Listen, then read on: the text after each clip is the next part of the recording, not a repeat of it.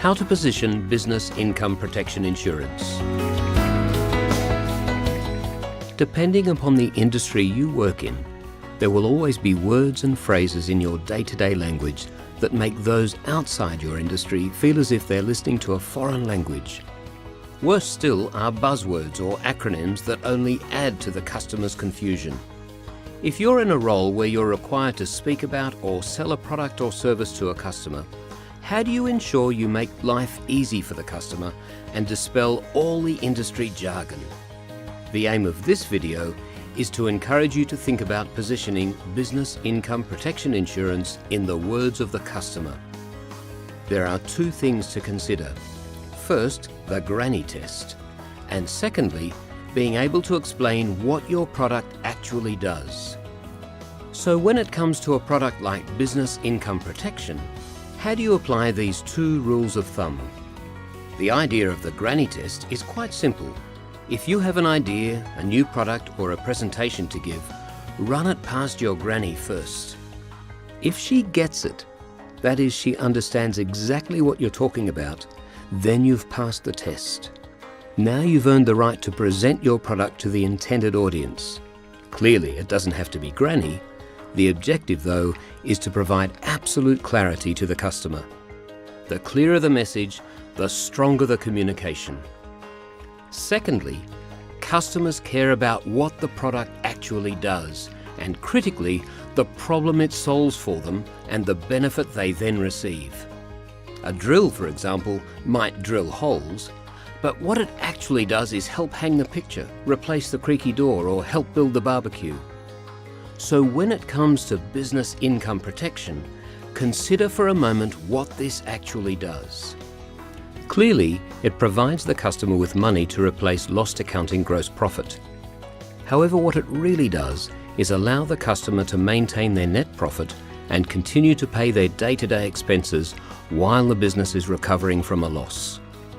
Ultimately, it provides peace of mind because it provides for certainty of gross profit. With these points in mind, think about how you position business income protection with the customer before you get into the detail of what you need from them to put a quote together. Here's one example. Note that it passes the granny test and explains what the product actually does. Mr. Smith, as I mentioned, imagine for example if you had a bad fire that forces the business to shut down for months. There are two things that you're going to lose. First, your assets, your buildings and contents, and secondly, your income. Now, as you know, we can help replace the loss of assets. However, just as importantly, we can also help replace the loss of gross profit that would result from that loss of income.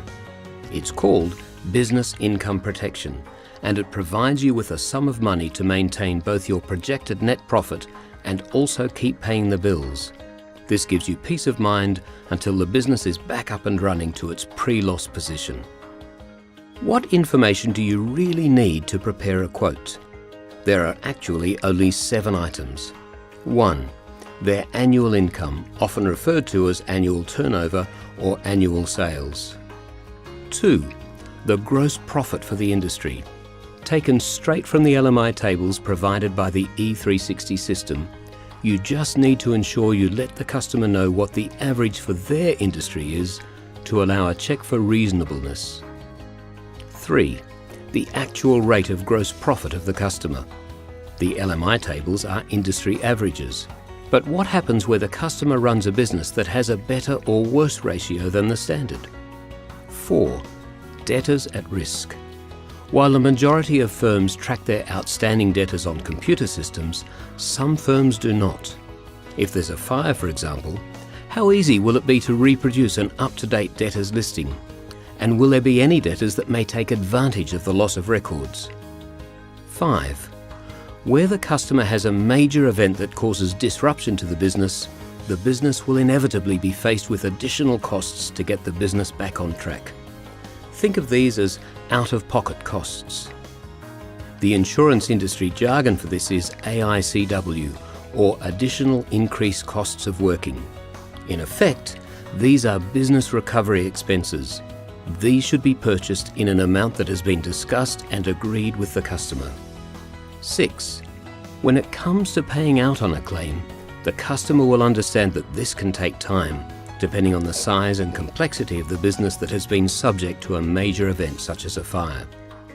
Would the customer prefer an option where they can elect to be paid sooner and avoid the time, effort, cost and frustration in dealing with a complex loss assessment process? Sura Commercial, for example, offers simplified settlement. From the customer's perspective, it's really an accelerated payment option for short-term outages that recognises the importance of cash flow to small business. 7. The last key point is to establish if the customer has a disaster recovery plan. If they have a fire, for example, how long could they be out of action for? Not just in terms of the replacement of physical assets, but in terms of re-establishing total pre-loss income. Traditionally referred to as an indemnity period, this is really the period of recovery, during which time the income of a business is impacted by damage to their assets. Given this period of recovery can be difficult to estimate, Sura Commercial offers an automatic extension of time in order to better match the payout to the duration of the downtime. So remember the key steps. 1.